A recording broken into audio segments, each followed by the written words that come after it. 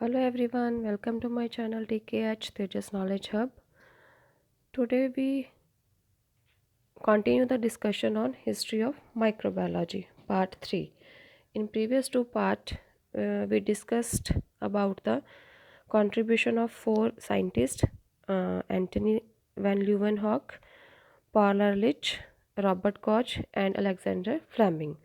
Today we are going to discussion the contribution of Louis Pasteur and the Joseph Lister. So let's start. Louis Pasteur, 1822 to 1895. He was a trained chemist of France. His studies on fermentation led him to take interest in microbiology. तो वो France के एक trend chemist थे और उन्होंने fermentation के ऊपर studies की. तो फर्मेंटेशन के ऊपर जब उन्होंने स्टडीज़ की तो उस स्टडी ने उनका जो है इंटरेस्ट बना दिया माइक्रोबायोलॉजी में. He established that fermentation was caused by microbial agents. He further noted that different types of fermentations were associated with different kinds of microorganisms. तो उन्होंने देखा कि डिफरेंट टाइप के जो माइक्रो ऑर्गेनिजम्स हैं वो फर्मेंटेशन करते हैं और जो डिफरेंट टाइप की फर्मेंटेशन है वो किसी एक बैक्टीरिया के थ्रू नहीं होती है, वो डिफरेंट बैक्टीरिया के थ्रू ही होती है. For his contribution in the microbiology, he is also known as the father of microbiology.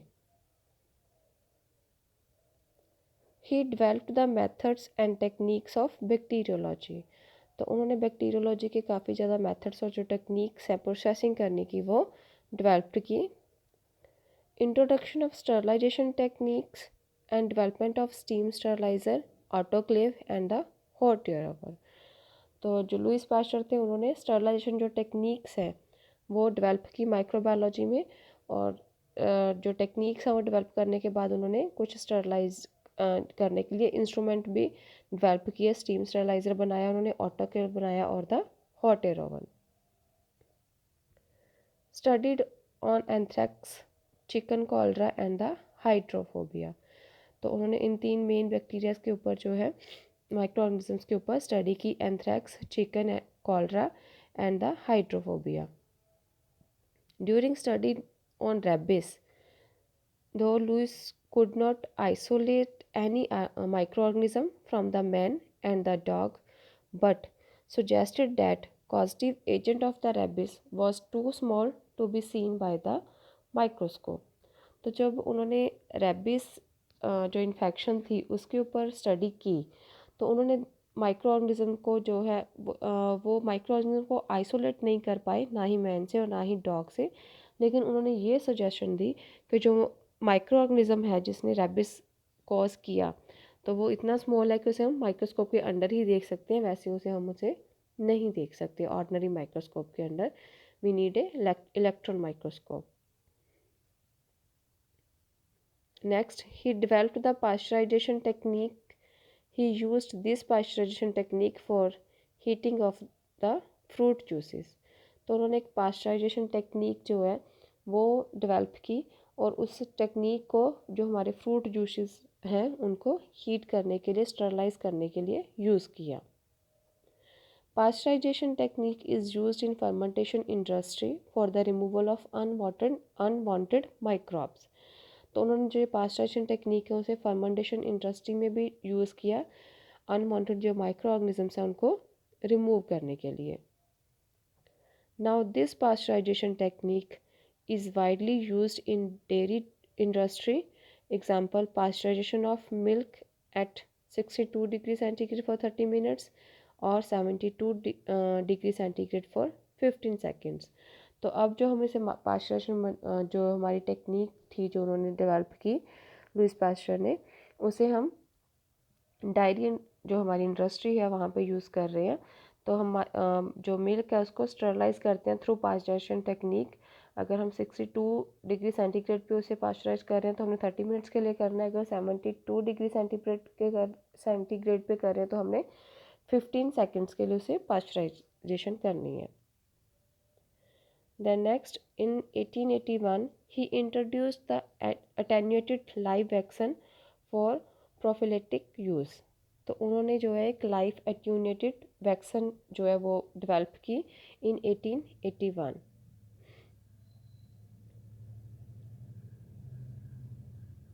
He attenuated the anthrax bacillus by incubation at high temperature 42 to 43 degrees centigrade and proved that inoculation of such bacilli in animals induced the specific protection against the anthrax. तो उन्होंने anthrax bacillus था जो live anthrax bacillus था उसे अटेन्यूटेड किया एक high temperature पे 42-43 degree centigrade पे. उस करने के बाद उन्होंने जो उस एंथ्रैक्स बैसिलस को है इनोकुलेशन की एनिमल में. तो इनोकुलेशन करने के बाद उन्होंने देखा कि जो ये अटेन्यूटेड एंथ्रैक्स बैसिलस है वो एंथ्रैक्स जो डिजीज़ है उसके अगेंस्ट प्रोटेक्शन प्रोवाइड करेगा. Pasteur's development of vaccine for hydrophobia marked in milestone in development of immunization in medicine. तो जब उन्होंने हाइड्रोफोबिया के लिए वैक्सीन बनाई तो एक वो बहुत ही ज़्यादा बड़ी अचीवमेंट थी इन इम्यूनाइजेशन मेडिसिन में. The Pasteur Institute Paris was built by public contribution for the preparation of vaccines and for the investigation of infectious diseases.